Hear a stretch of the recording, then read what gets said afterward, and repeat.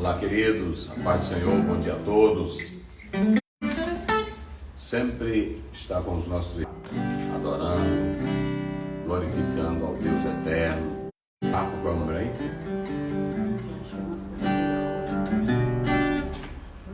Vamos juntos adorando a Deus, glorificando ao nome do Senhor, todo o povo de Deus. 196. Vamos lá, 196. Já achei uma flor gloriosa e quem deseja mesma terá. A rosa de Saron preciosa, entre mil mais beleza terá.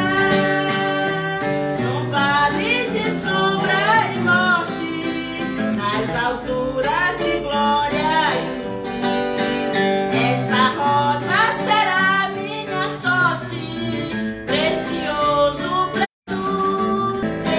Eu confesso na vida e na morte que tudo pra mim é Jesus. Já de muitos foi achado a rosa e provado excelente odor. E o poder desta flor gloriosa que dá vida ao vil pecador foi no falo, pois achou ele a rosa dos céus. Precioso pra mim é Jesus, precioso pra mim é Jesus. Eu confesso na vida e na morte que tudo pra mim é Jesus. Vai buscar a Jesus precioso, vai depressa, a noite já vem e se perde com amor glorioso. Será triste pra ti o além. Esta flor hoje é ofertada a quem humildemente a buscar. Será logo da terra tirada para um lugar. Precioso pra mim é Jesus, precioso pra mim é Jesus. Eu confesso na vida e na morte que tudo pra mim é Jesus.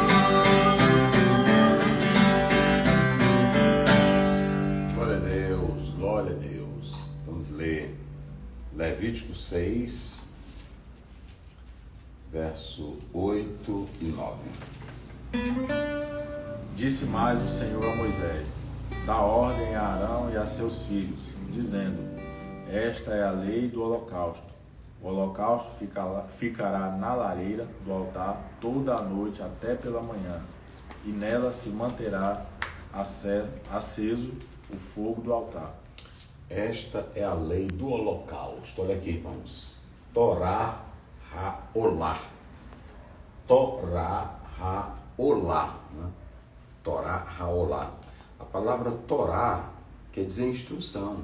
A palavra Torá quer dizer lei. Na verdade, trata especificamente dos 5 livros de Moisés: Gênesis, Êxodo, Levítico, Número, Deuteronômio. Então, a Torá é a lei de Deus. A Torá é a instrução do Senhor. Assim como nós temos no Novo Testamento os 4 evangelhos, Mateus, Marcos, Lucas e João, nós temos também no Velho Testamento os 5 livros que compõem ou que fazem a Torá, que compõe essa instrução. Então, aqui você tem a expressão a lei do holocausto. Isso é muito importante. Veja que no hebraico a palavra lei é isso. Só que quando a gente lê Torá, está falando da palavra de Deus, a lei de Deus, certo?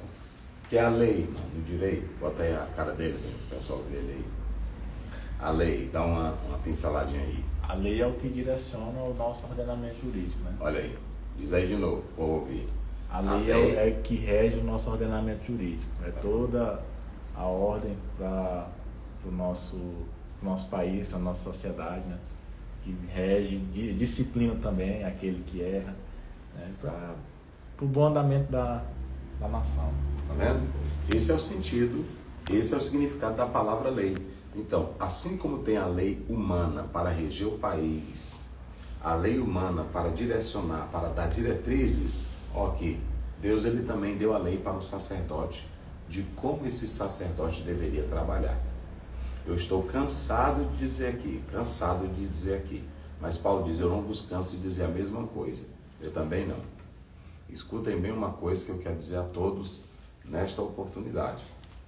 Se vocês analisarem bem, lei é o que dá o direcionamento, é o que mantém a ordem. Deus, lá no início, ele não deu a lei para salvar Israel, porque quando Israel foi salvo do Egito, já acreditava em Deus. Abraão creu em Deus, está lá em Êxodo, lá em Gênesis 15. Abraão creu em Deus antes da lei vir, ela só vem 400 anos depois. Então perceba que a lei, ela vem agora para direcionar a vida do crente, não para salvar o crente. Ela vem para direcionar. E quando Deus cria a lei, os mandamentos, os preceitos, que tudo vai resumir na palavra de Deus, quando você lê o Salmo 19, mitzvah, Torá, que é mais, todas essas expressões, lei, mandamentos, estatutos, preceitos, tudo está apontando para a mesma coisa, para a lei de Deus. É por isso que aqui você tem Torá, Haolá. Aqui, quando você que vem me acompanhando, leu do capítulo 1 ao capítulo 5, era Deus dizendo como o homem poderia chegar a Deus através das ofertas. Então, do capítulo 1 ao capítulo 5 de Levítico, todo o povo, inclusive os sacerdotes, foram orientados de como poderiam manter a comunhão com Deus através das ofertas, restaurar a intimidade com Deus, se aproximar de Deus através das ofertas. Porém, o capítulo 6 e o 7 não tratam disso. O capítulo 6 e o capítulo 7, eles procuram especificamente tratar sobre aquilo que o sacerdote deveria fazer, como o sacerdote teria que se conduzir. Então veja que do capítulo 6 ao capítulo 7, nós temos as normas que são dadas aos sacerdotes para a missão deles, para a função deles, de como deveria fazer, de como deveria proceder. Essa palavra olá é subir, né? É subir, é degraus, é queimar, é sacrifício. Então aqui está a lei de como o sacerdote deveria proceder com o sacrifício, com o holocausto, né? É muito interessante isso. Então, quando você lê o capítulo 6 e 7, está tratando dessas exigências. Olha aqui, ó. Aqui nós temos exigências divinas aos sacerdotes. Eu coloquei aqui duas. Quais eram as exigências de Deus para os sacerdotes? Veja bem, as exigências de Deus para os sacerdotes, elas são várias nesse capítulo. Tratava de como ele deveria orientar o ofertante, de como participar do alimento no sacrifício. Eles também ensinariam ao povo o direito dessa carne sacrificial, de como comungar com os sacerdotes, de como oferecer o sacrifício. Toda essa orientação vinha do sacerdote. Mas o sacerdote não estava criando nada disso, inventando da sua cabeça ou fazendo algo por vontade própria. Ele estaria simplesmente fazendo isso aqui, ó, cumprindo as exigências divinas. Ou seja, do capítulo 6 ao capítulo 7, Deus está dando as leis em relação, ou a lei em relação ao holocausto, de como o sacerdote deveria proceder. E aí eu coloco aqui duas coisas. Primeiro, procedimento correto. Como era um procedimento correto, pastor Zéu? Aquele que o sacerdote fazia conforme a lei de Deus. Se o sacerdote fosse oferecer algo que era trazido pelo povo ou dele mesmo, teria que cumprir as exigências divinas.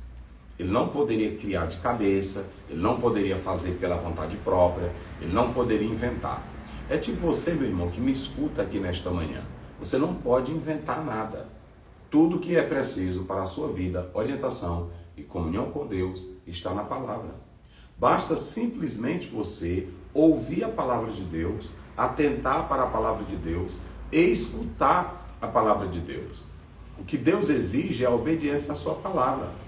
E quem obedece à sua palavra, aí tem um procedimento correto. Então é preferível você ouvir a palavra e proceder conforme a mesma, para que você esteja agindo corretamente como Deus quer. Então o sacerdote, ele não poderia inventar nada. Hoje tem irmãos que pensam que a adoração tem que ser uma coisa solta, que poder de Deus é de qualquer jeito. Negativo. O poder que você sente, a glória que você expressa tem que ser conforme a palavra. Se não for, é puro emocionalismo, é pura carnalidade. E tem gente aí que não quer ouvir a Bíblia, tem gente aí que não quer seguir a lei do Senhor, mas na verdade quer fazer o culto da cabeça dele, da ideia dele, da vontade dele. É por isso que nós estamos tendo hoje muitas complicações. Então, o sacerdote tinha que proceder correto. Pastor, e o que é proceder correto? É agir conforme a lei de Deus. Um exemplo claro é o cidadão, não é assim? O cidadão, ele não quer complicação com a lei, ele tem que andar como?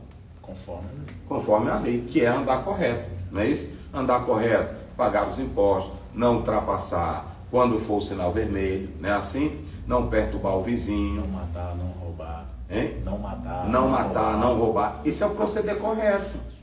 Aí, às vezes, o cristão, ele diz que é crente, mas o proceder dele não é correto. O líder também.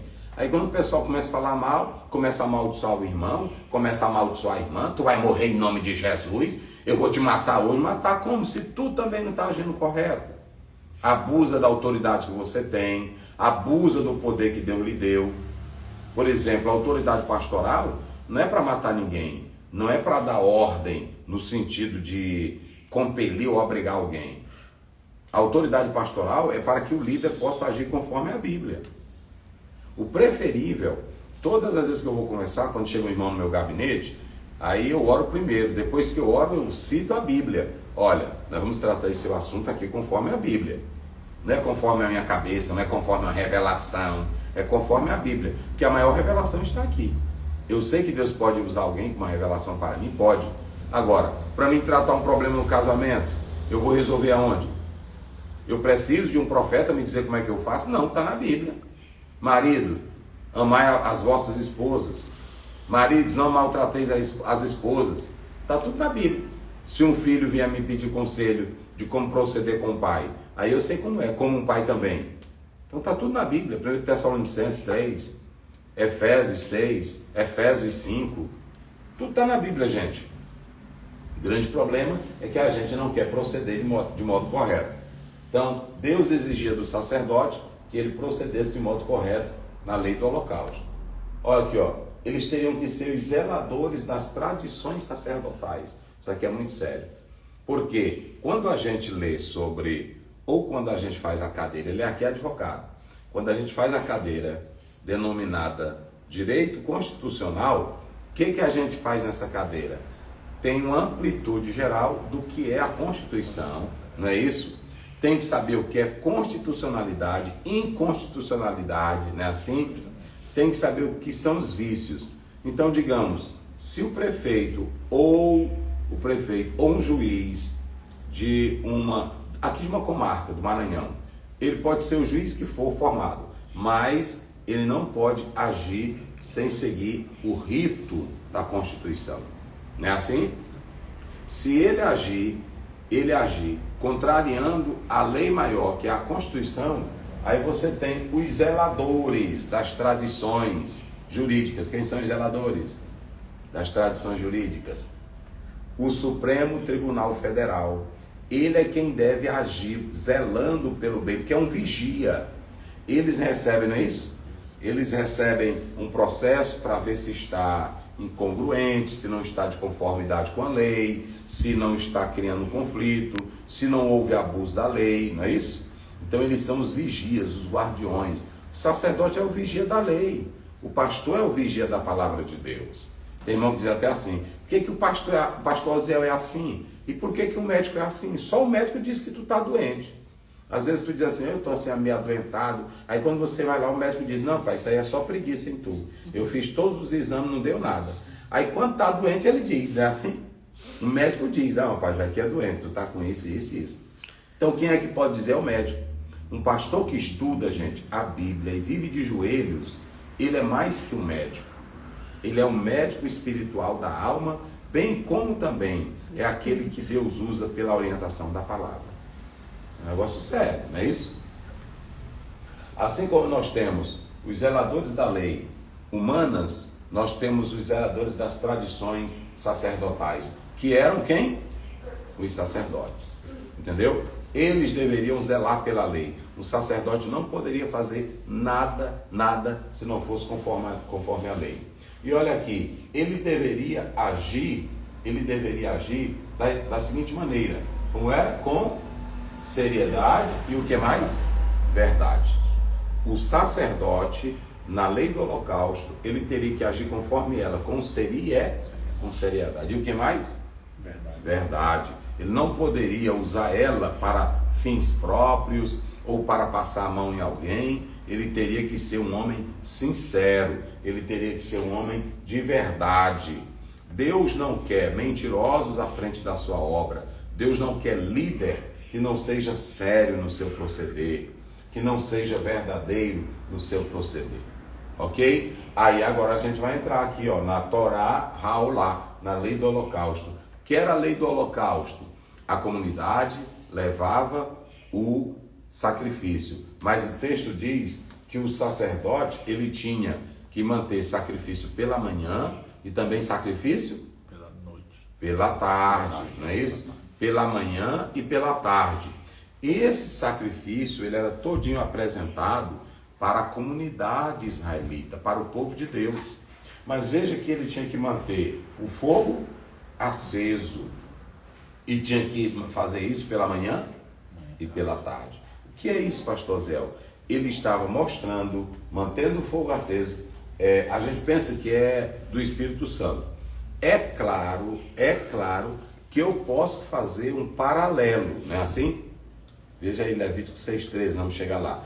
Eu posso fazer um paralelo, mas o fogo aqui era o fogo do sacrifício, que era para manter manhã e tarde. Como também, amanhã eu vou falar sobre isso, como um fogo que ficava aceso a noite toda para queimar o animal e a gordura que estava lá no altar. Vamos lá. Levítico 6,13. O fogo arderá continuamente sobre o altar, não se apagará. Isso. Aí o que acontece? Quando a gente lê esse texto, o fogo arderá continuamente sobre o altar, está falando da importância dele manter a lei do holocausto. É claro que aqui não é o fogo do Espírito Santo, mas eu posso fazer o que eu disse? Um paralelo, uma comparação. Assim como o fogo do altar, essa é a regra da hermenêutica, assim como o fogo do altar era mantido a noite toda, o tempo todo aceso, semelhantemente, o Espírito Santo sempre tem que estar em nossa vida. É assim, ok? Então, manhã e tarde era para dizer o povo do Senhor, era para dizer que o povo do Senhor precisava.